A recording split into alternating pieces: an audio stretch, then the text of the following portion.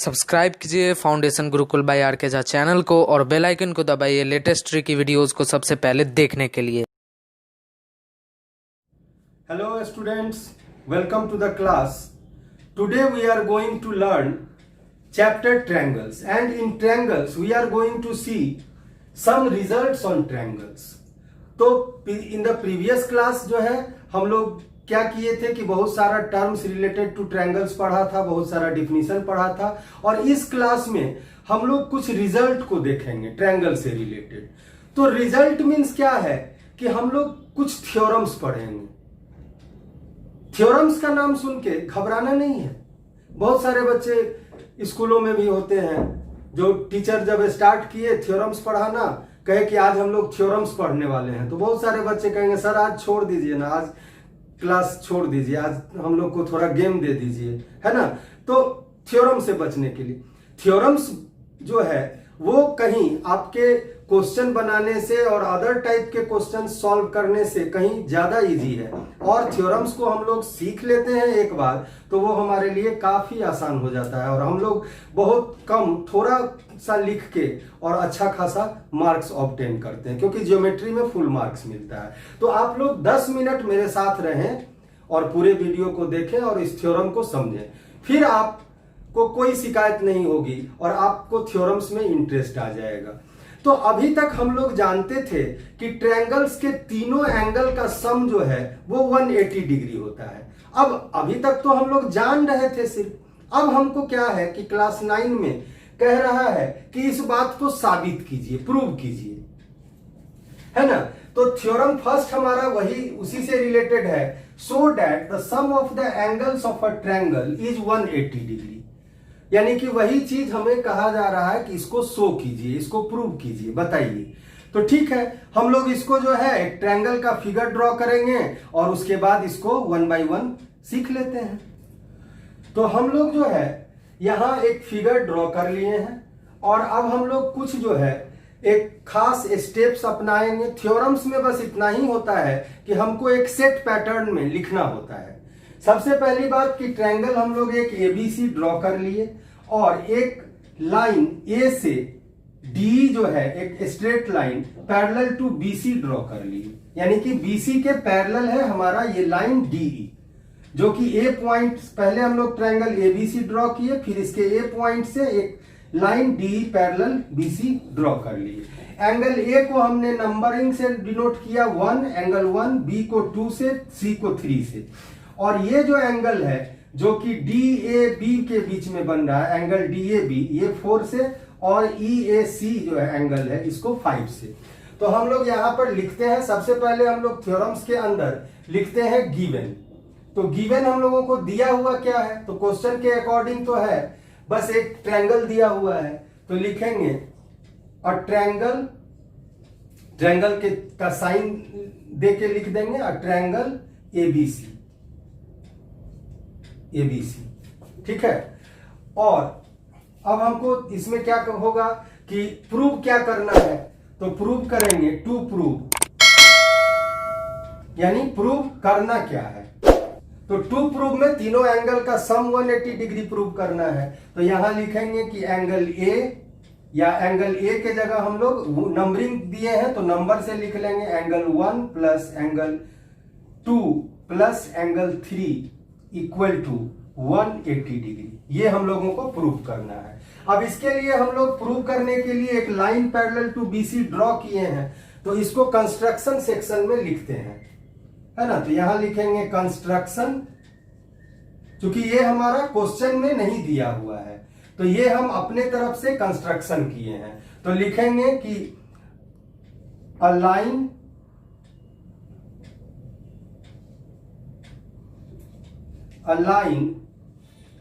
DE parallel to BC drawn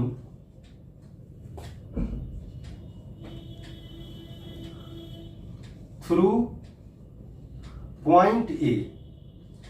point A से एक line जो है DE ड्रॉ किया गया पैरेलल टू BC। अब हम लोग प्रूफ करेंगे, तो यहां पे लिखेंगे प्रूफ। तो ये हर एक थ्योरम में एक सेट पैटर्न है, गिवन लिखना है, टू प्रूव लिखना है, दिया हुआ क्या है और प्रूव क्या करना है। कंस्ट्रक्शन कुछ में हम लोगों को करना पड़ता है, उसमें लिखेंगे, जिसमें नहीं कुछ करना पड़ेगा, क्वेश्चन में ही सारा चीज डिस्क्राइब्ड रहेगा, तो उसमें हम लोग कंस्ट्रक्शन नहीं लिखते हैं। उसके बाद नेक्स्ट प्रूफ लिखते हैं। तो प्रूफ में अब हम लोग क्या करेंगे, तो यहां देखते हैं कि डी जो है पैरेलल बीसी के है और एक ट्रांसवर्सल AB इंटरसेक्ट कर रहा है दोनों पैरेलल लाइन को, तो यहां पे एक एंगल बन रहा है एंगल 4 और यहां एंगल 2, ये हमारा Z फॉर्म कर रहा है, इस तरह से Z फॉर्म कर रहा है। तो एंगल 4 ये है और एंगल 2 ये है, तो ये हमारा क्या हो जाएगा, अल्टरनेट इंटीरियर एंगल्स। तो इसको हम लोग यहां पे लिखेंगे, है ना। उसी तरह इस साइड भी होगा 5 = 3, तो अल्टरनेट इंटीरियर एंगल्स आपस में इक्वल होते हैं। तो यहां पे हम लोग लिखेंगे कि लाइन DE पैरेलल, ये पैरेलल का साइन है, BC इंप्लाइज एंगल 4 = एंगल 5। अब कैसे ये एंगल 4 = एंगल 2, तो ये कैसे हुआ, तो इसको हम लोग लिखेंगे alternate interior angles, interior angles, इसको लिख के ब्रैकेट बंद कर देंगे। तो इससे एग्जामिनर आपका समझ जाएगा कि कैसे ये एंगल कहां से आया, कैसे हुआ। ठीक है, नेक्स्ट हम लोग लिखते हैं, इसको इक्वेशन 1 भी कर सकते हैं, इक्वेशन 1। फिर अगेन वही चीज लिखेंगे, line DE parallel BC implies angle 5 = angle 3। फिर यहां भी इक्वेशन 2 देंगे और लिखेंगे अल्टरनेट इंटीरियर एंगल्स। इसको शॉर्ट में हम लोग ALT डॉट लिख देते हैं,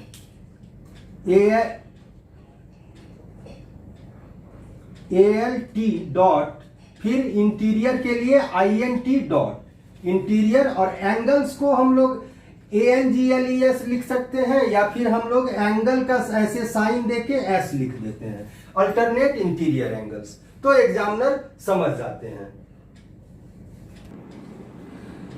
अब हम लोग क्या करते हैं कि इक्वेशन 1 और 2 को ऐड करेंगे। तो एडिंग, यहां लिखेंगे adding equation 1 and 2 we gate,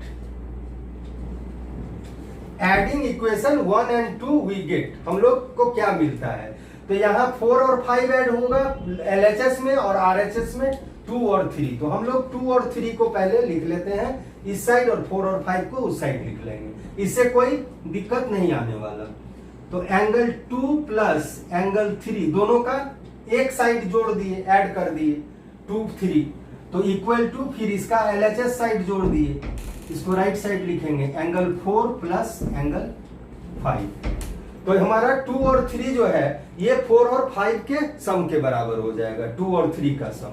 अब यहां पर सवाल उठता है कि 2 और 3 तो ले लिए, लेकिन एक एंगल 1 बचा हुआ है, और 1 जो है इसमें भी ऐड करेंगे तो जाके ये एक स्ट्रेट एंगल हो जाएगा। तो इस तरह हम लोग जो है एडिंग, फिर लिखेंगे एडिंग एंगल 1 बोथ साइड। हम लोग जानते हैं कि किसी भी नंबर में हम दोनों तरफ कोई भी सेम नंबर ऐड या सब्ट्रैक्ट कर सकते हैं, उससे वैल्यू में चेंज नहीं आता है। तो एंगल 1 हम दोनों तरफ ऐड कर देंगे हम लोग। तो adding angle 1 both sides we get. तो अब यहां पे आ जाएगा angle 1 plus angle 2 plus angle 3 equal to angle 4 plus angle 5 plus angle 1 equal to, अब यहां तो हमारा एंगल 1 2 और 3 तीनों मिला के ट्रायंगल का तीनों एंगल हो गया, उसका सम हो गया, है ना। और यहां पे क्या हुआ, तो 4 और 5 प्लस 1, तो ये हमारा क्या हो गया, एक स्ट्रेट एंगल। तो लिखेंगे यहां पे कि straight angle straight angle equal to, अब स्ट्रेट एंगल कितना डिग्री होता है, तो 180 डिग्री, आप सभी को पता है, तो यहां पे 180 डिग्री लिख देंगे बस। अब और कुछ कहने सुनने की जरूरत नहीं है, एग्जामिनर ने कॉपी देखा और समझ जाएगा कि आपको जो है थ्रू आउट थॉरो नॉलेज है, तो आपको फुल मार्क्स मिल जाएंगे इस तरह। ठीक है, तो इस तरह हम लोग ने एक थ्योरम्स तो देख लिया, कहीं आपको दिक्कत नहीं महसूस हुआ होगा। अब हम लोग चलते हैं नेक्स्ट थ्योरम की तरफ। तो अब जो है हम लोग थ्योरम 2 देखते हैं। थ्योरम 2 में क्या है, सबसे पहले इसको पढ़ते हैं और फिर इसको समझते हैं। If a side of a triangle is produced, अगर किसी ट्रायंगल का कोई एक साइड प्रोड्यूस किया गया, प्रोड्यूस किया गया मतलब कि उस साइड को और आगे तक बढ़ा दिया गया। जैसे हम लोग आप देख रहे हैं इस ट्रायंगल में बीसी को बीसी तक ही नहीं रहने दिए, आगे डी तक प्रोड्यूस कर दिए, यानी इस लाइन को, एक लाइन को बढ़ा दिए।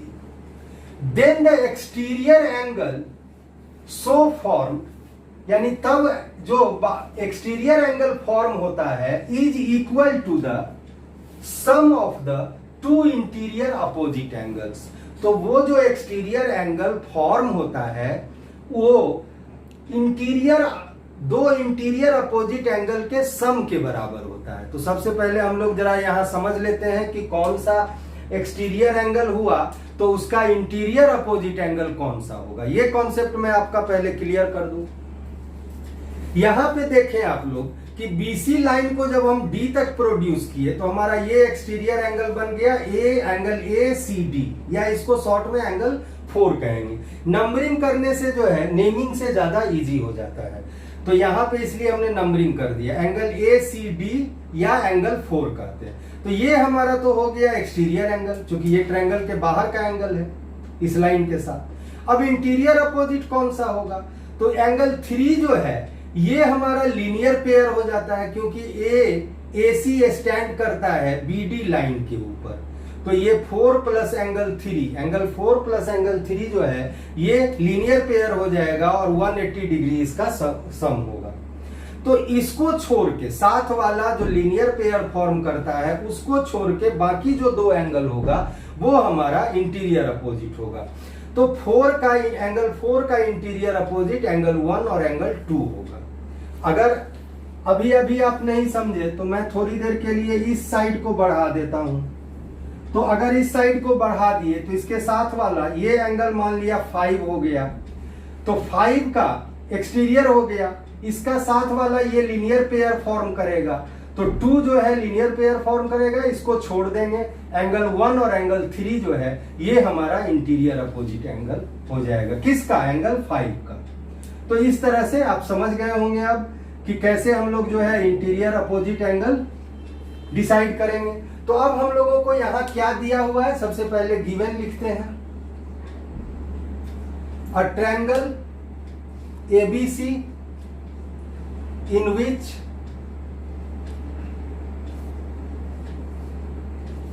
side BC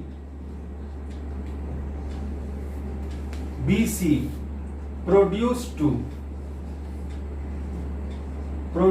to D, forming an exterior angle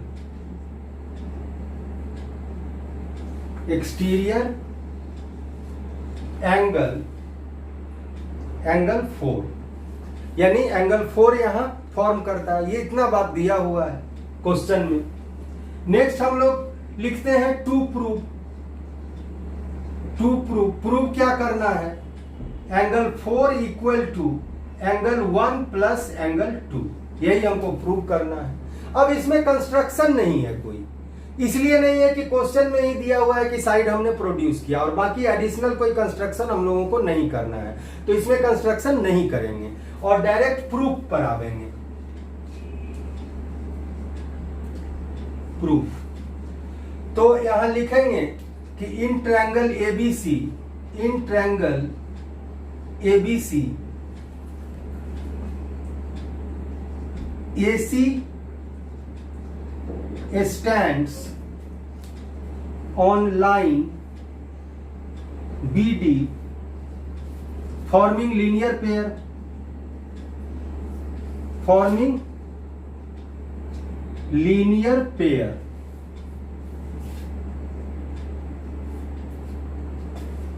ठीक है। So angle 3 plus angle 4 equal to 180 degree, ये हमारा हो गया। क्योंकि लीनियर पेयर का सम जो है 180 डिग्री होता है, बिकॉज कि वो एक स्ट्रेट एंगल यहाँ पे फॉर्म हुआ। एंगल 3 और 4 को मिला देंगे तो ये स्ट्रेट एंगल हो जाएगा बीडी लाइन के ऊपर। नेक्स्ट है कि वी नो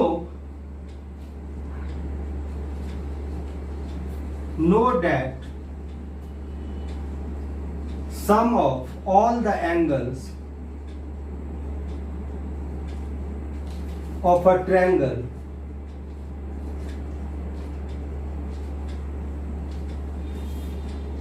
is 180 डिग्री। तो हम जानते हैं कि ट्रायंगल के तीनों एंगल का सम जो है 180 डिग्री होता है। तो हम तीनों एंगल का सम लिख लेंगे, angle 1 plus angle 2 plus angle 3 equal to 180 degree. इसको इक्वेशन 1 मानेंगे, इसको इक्वेशन 2 मानेंगे।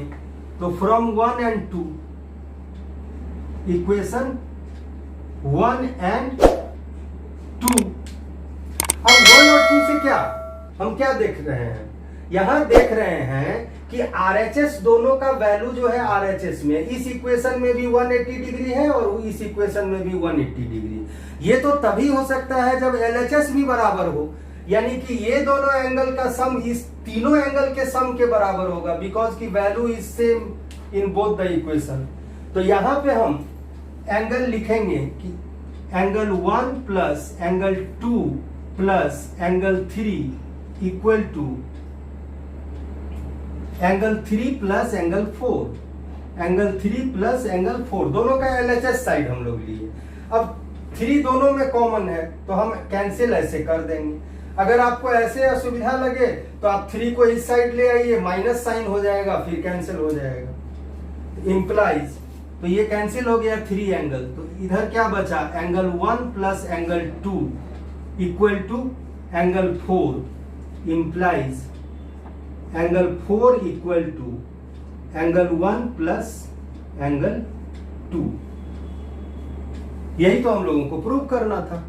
तो देखा आपने, थ्योरम के नाम से नहीं भागना है। थ्योरम का हमने अभी आपको बता दिया कि क्या सेट पैटर्न है, गिवन, टू प्रूव, और उसके बाद कंस्ट्रक्शन और लास्ट में प्रूव। ये एक लिखने का पैटर्न है, तो हम लोग इस तरह से लिखते हैं और कोई बहुत ज्यादा दिमाग तो खर्चा करना नहीं पड़ा और सब कुछ हमारे सामने था। हमने कितना आसानी से हम लोग जो है थ्योरम्स को समझ गए। तो इस तरह थ्योरम्स के नाम से पीछे नहीं हटना है। और 9th क्लास में बहुत सारे आप लोगों को थ्योरम पढ़ना है। ये तो बहुत इनिशियल स्टेज का स्टार्टिंग है। तो इसी तरह मन लगा के आप लोग क्लास करते रहें और फिर हम लोग मिलते हैं नेक्स्ट क्लास में इस थ्योरम से रिलेटेड कुछ क्वेश्चंस का सॉल्यूशन के साथ। So for the time being, thank you and take care.